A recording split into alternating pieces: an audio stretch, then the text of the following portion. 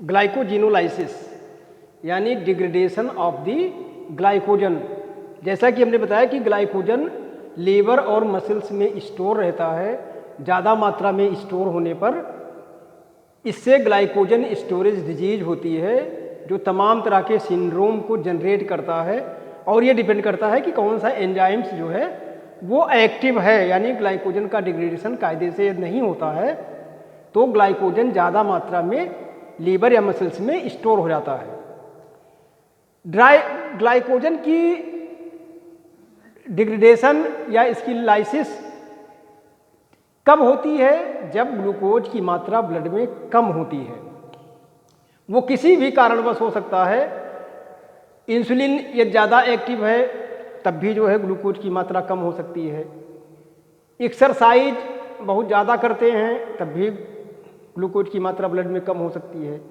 तमाम फैक्टर्स हैं जिससे ग्लूकोज की मात्रा कम होती है। तो एक पाथवे हमने बताया था पहले, ग्लूकोनियोजेनेसिस, जो कि ग्लूकोज की मात्रा को ब्लड में मेंटेन करता है।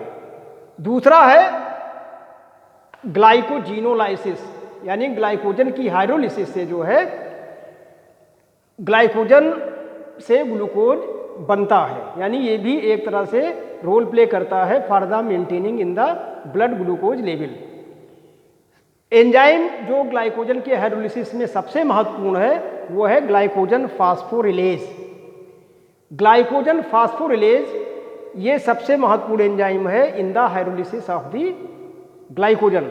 तो ग्लाइकोजन फास्फोरिलेज द्वारा हाइड्रोलाइज होकर के ग्लूकोज 1 फास्फेट, यानी जो इसका प्रिकर्सर है उसमें ही ये कन्वर्ट हो जाता है, ग्लूकोज 1 फास्फेट में कन्वर्ट होता है।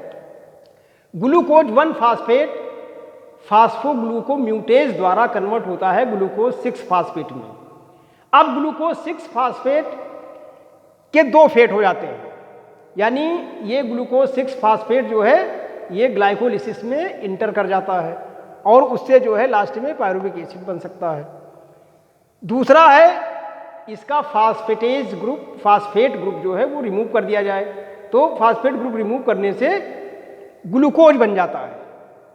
हिपैटोसाइट सेल में ये प्रोसेस संभव है, यानी यहाँ पर ग्लूकोज बन सकता है, लेकिन मायोसाइट्स में यानी मसल्स में ग्लूकोज फास्फेटेज एंजाइम नहीं होता है।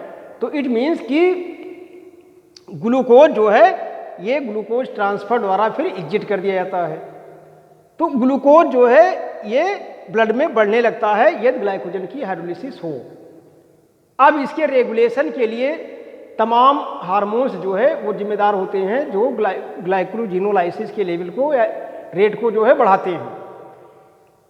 सबसे ज़्यादा इम्पॉर्टेंट हार्मोन जो ग्लूकोज के लेवल को बढ़ाता है ग्लाइकोजिनोलाइसिस के रेट को बढ़ाने के लिए, उसमें फाइट और फ्लाइट रिस्पांस, यानी ये हार्मोन जो है इपिनेफ्रिन।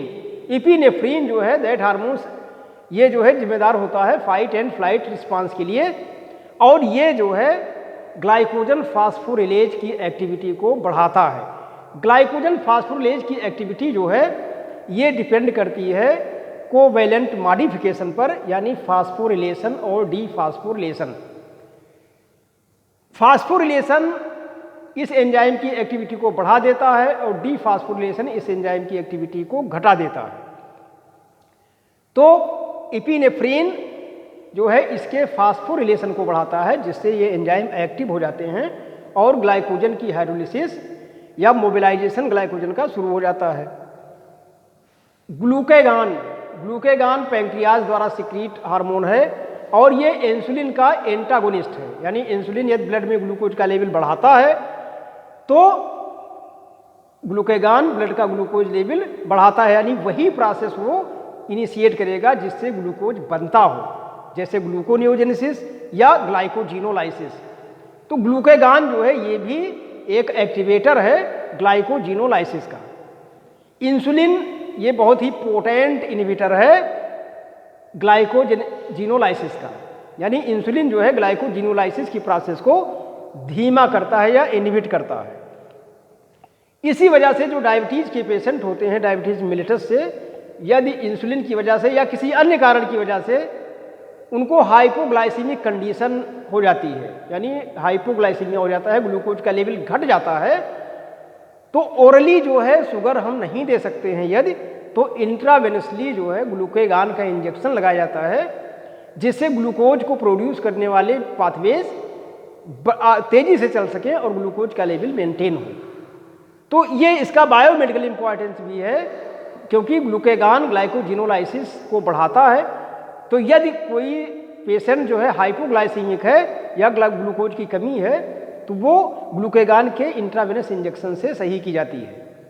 तो glycogenolysis means the degradation of the glycogen in the liver और muscles and it for converted into glucose. तो ग्लूकोज 6 फास्फेट जो है वो डायरेक्टली या तो ग्लाइकोलाइसिस में एंटर कर जाएगा, मायोसाइट में फास्फेटेज एंजाइम नहीं होता है, इसलिए ये जो है लीवर में ग्लूकोज में भी कन्वर्ट हो जाता है, ग्लूकोज 6 फास्फेट से फास्फेट ग्रुप रिमूव होकर के। और इसका बायोमेडिकल इंपॉर्टेंस जो है सबसे ज़्यादा देखा गया है हाइपोग्लाइसीमिया में, जब ग्लूकोज का लेवल ब्लड में बहुत कम हो जाता है।